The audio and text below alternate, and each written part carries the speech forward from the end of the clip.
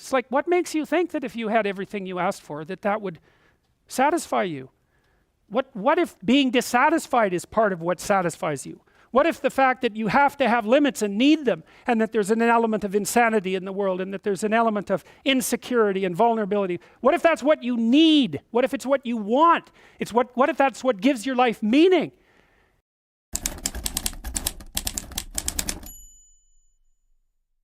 Unlimited pleasure is empty. It doesn't give lasting satisfaction.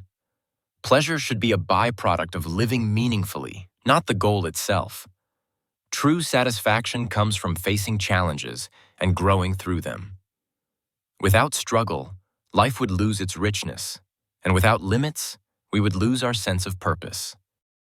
Well, but the point is that if you look through the experiences of the typical person, unless they're very, very fortunate, and they won't be that way forever, that's certainly the case, that they can point to traumatic experiences in their life, death and loss and illness and humiliation and all those sorts of things, that are sufficient to account for existence in a state of quasi-permanent negative emotion. I think you can certainly make a case, like the existentialists do, that the mere fact that you're limited in the face of infinite complexity is also a primary existential problem. Part of the psychoeducation that goes along with therapy is merely educating people to understand that a fair bit of misery is the norm, and that there's plenty of genuine reason for it.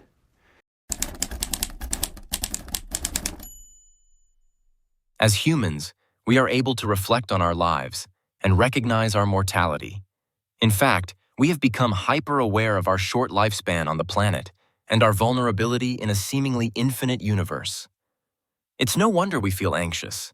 Events in life which make us anxious tend to remind us of this deeper sense of vulnerability. Rather than run from anxiety, existentialism teaches us that it's a signal of our ultimate freedom and that we can embrace our anxiety head-on. Well, there was an immense span of time in which you could have been born, but you weren't born then, you were born 20 years ago, and there was an immense span of time in the future that you could have been born, and you weren't born then either. You were born when you were born, and you're who you are, and you have exactly the characteristics that you have. And there's something tremendously arbitrary about that. It's as if you were thrown into experience, and that's what thrownness means. It means that you were randomly placed in a place and time, and there's something fundamentally irrational about that, meaning that there's no real way of understanding it.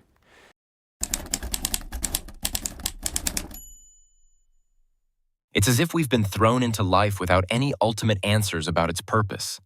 For millennia, people turned to religion for comfort, seeking answers to why we are here. But as faith in these old answers fades, many turn to science, spirituality, or even political ideologies to distract from existential uncertainty. Existentialists, however, invite us to embrace that uncertainty head-on, discovering our ultimate freedom in the process. And you might say, well, why was I born poor? Or why was I born less attractive than I might be? Or why was I born less intelligent than I might be? Or maybe why was I born to these terrible parents at this particular horrible moment in time? And in some sense, there's no answer to questions like that. It's just how it is, and you have to deal with it. So the question is, for the existentialists, how do you deal with that? It's something like, in the depths of your existential terror, the wisdom to cope with that terror will be found.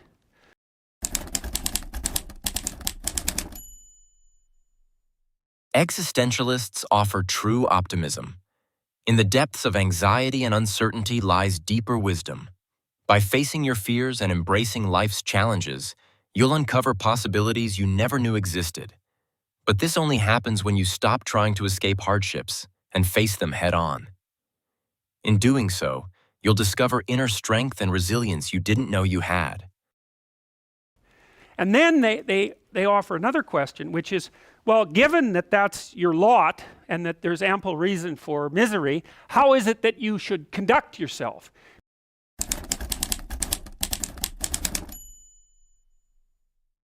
We create ourselves and discover meaning through our actions. Although you may feel weak, limited, and anxious, you're also capable of incredible growth and transformation. By choosing how to act in the face of life's absurdities, you define who you are. Every choice, every step, shapes the person you become. Life is short, but full of endless possibilities if you have the courage to act. So the idea is that there's more to you than you know, and the way you call it out is by challenging yourself voluntarily in as many directions as you can manage. And that's a real thing. It isn't the construction of defenses. It's not something artificial like defense against death anxiety. It's actually how you learn to cope in the world. And the existentialists, I would say, despite their exceptional pessimism, were in some sense unbelievably optimistic, because what they would say, it's the opposite of a straw man argument. They would say, well, how weak are human beings? Ultimately weak.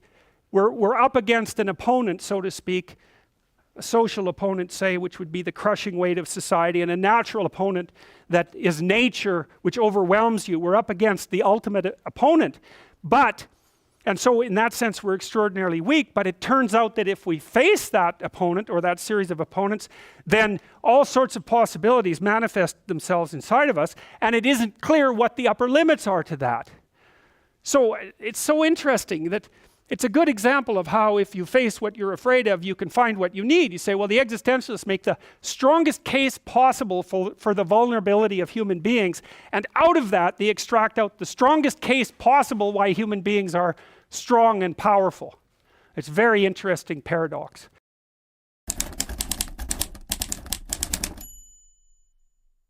There's far more to you than you know, and you can unlock your potential by taking on challenges willingly. The secret to growth is knowing your limits and stretching beyond them. By facing your fears head-on, you'll uncover strength and resilience you never imagined. Just like the hero in every myth, it's only through confronting adversity that your true greatness is revealed. The hero doesn't just survive, they transform. In summary, meaning is found in your limits and struggles. You can discover purpose through hardship. Anxiety is a natural part of being human, and it's okay to feel it. We are thrown into life without answers, but that's what makes it exciting. There is wisdom within your anxiety. Embrace your fears for deeper understanding and growth. You are capable of greatness if you're willing to act. Your choices define who you become, so take bold action. Face your challenges head-on. Stretch yourself. Don't shy away from your fears or struggles. It may seem hard at first, but you will discover resilience, determination, and greatness you never knew you had. If these insights resonate with you, hit the like button. And if you'd like regular content like this, subscribe to the channel. Don't forget to share your thoughts in the comments. Living is an art. Philosophy is the guide. See you next time.